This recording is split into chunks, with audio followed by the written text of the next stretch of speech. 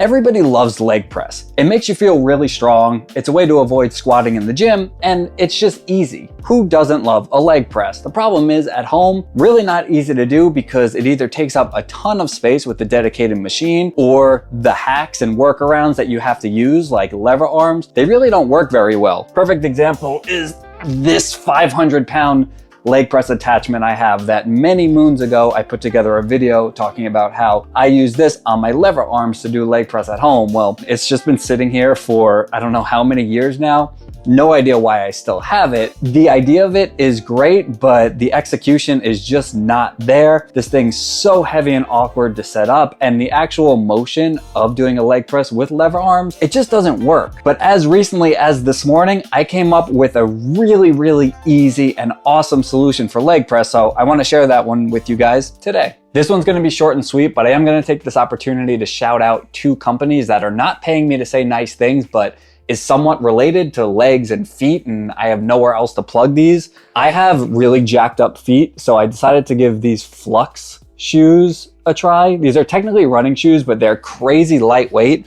Long story short, I have plantar fasciitis, I think, never been diagnosed, but my arch always hurts, and I get Charlie horses once a week. And that's not an exaggeration. I legitimately get a Charlie horse in my foot once a week. So about 3 months ago, I got these shoes and I've been wearing them every day. I am very active on my feet. I chase around a toddler every single day. I take my dog for long walks, and I switched to these, and I have not had a single Charlie horse. That's actually not true. I had one Charlie horse, and it was because I had to wear dress shoes one day and it immediately messed me up. But then I paired those with these guys. This is from Roll Recovery, and these are recovery shoes, and basically that just means they're super lightweight and you wear these around the house. They're basically just my slip-on, my comfy shoes. They're both barefoot shoes, which I never thought I'd be into because barefoot shoes are like those toe shoes that are really ugly. But anyway, like I said, they're not paying me, but I've been wanting to shout these out in a video because if you have messed up feet,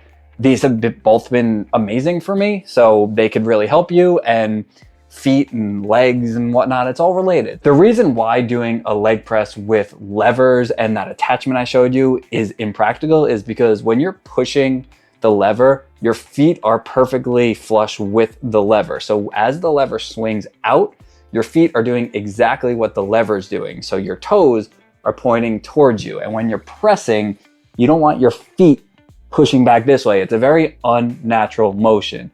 So you want to be able to push like a leg press in a gym.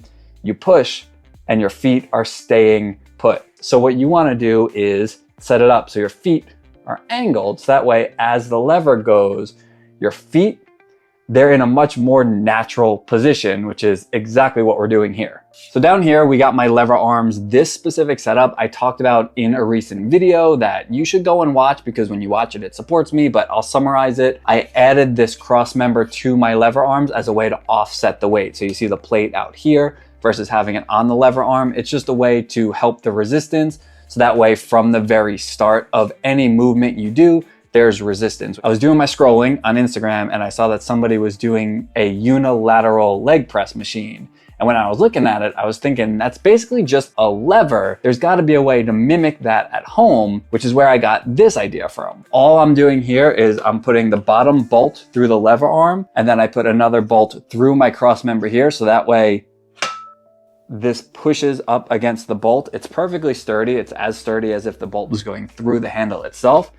And now I have an angled foot plate for my leg press. These Titan handles work perfectly. So depending on your lever arm setup, it might not work as perfectly, but this is the perfect size for my foot. And I just added this anti-slip tape that I just bought off Amazon.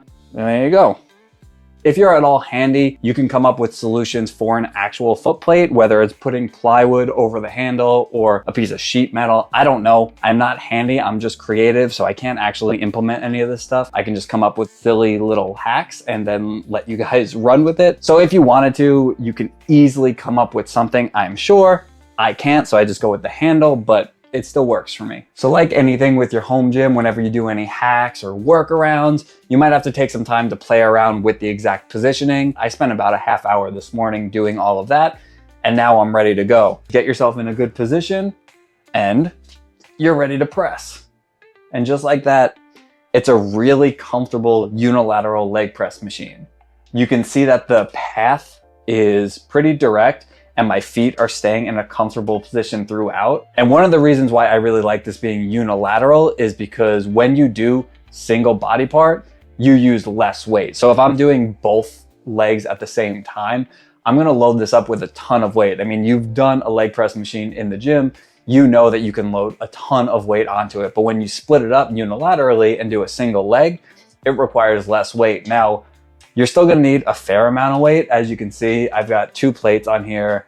I'm talking through this and moving it, no problem.